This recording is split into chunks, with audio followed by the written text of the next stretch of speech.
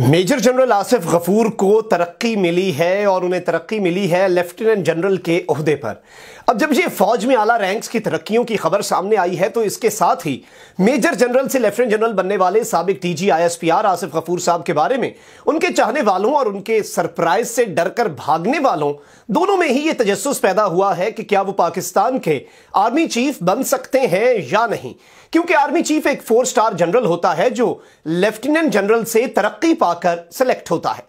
गोया army chief बनने के लिए पहली सीढ़ी लेफ्टिनेंट जनरल होती है, जो कि अब आसिफ गफूर बन चुके हैं। इसके अंदर अगर आप इंडियन मीडिया को अभी लगाकर देखें तो वहां पर भी चहमगोइयां हो रही हैं, तुक्के लगा रहे हैं और वो लोग काफी घबराए हुए हैं। और जो ये कहते थे कि आसिफ गफूर को कोई सजा दी गई है, उन्हें डीजी आईएसपीआर से हटाया गया है, लेफ्टिनेंट जनरल बनने के बाद उनकी बोलती भी बंद हो गई है, क्योंकि पाक फौज एक डिसिप्लिन्ड इदारा है और इसमें जो भी डीजी आईएसपीआर आता है, जो भी शख्स तरक्की पाता है, वो अपने मिशन को और उस काम को जारी रखता है।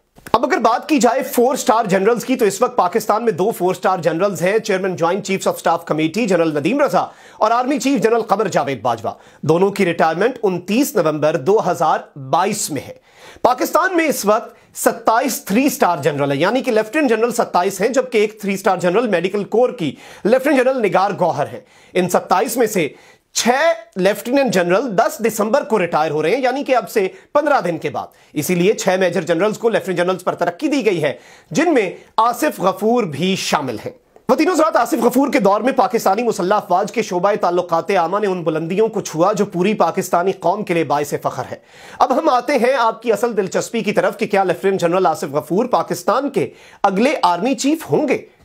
29 नवंबर को जब जनरल कमर जावेद बाजवा साहब रिटायर होंगे तो उस वक्त की सीनियरिटी लिस्ट पर नजर दौड़ाई जाए तो उसमें टॉप 5 पर मौजूद लेफ्टिनेंट जनरल्स में नाम ये वाले सामने आते हैं। सबसे ऊपर chief of general staff GHQ lieutenant general Sahir Shamshad Mirza हैं। उसके बाद कमांडर जो है रावलपिंडी कोर कमांडर हैं जनरल अजहर अब्बास। उसके बाद पेशावर के corps commander general Nauman Mehmood. फिर आते हैं DG ISI lieutenant general Faiz Hameed और उसके बाद आते हैं adjutant general Rawalpindi lieutenant general Mohammad Aamir. So अगर इस पर नजर दौड़ाई जाए तो लेफ्टिनेंट जनरल आसिफ गफूर का चांस इसलिए कम नजर आता है क्योंकि उनकी मुद्दत मुलाजमत खत्म हो रही है, यानी वो रिटायर हो रहे हैं 7 जनवरी 2023 को। एक तो वो सीनियरिटी लिस्ट में टॉप 5 जनरल से बहुत पीछे होंगे, दूसरा उनकी उम्र की हद भी दीगर जनरल से पहले ही खत्म हो जाएगी।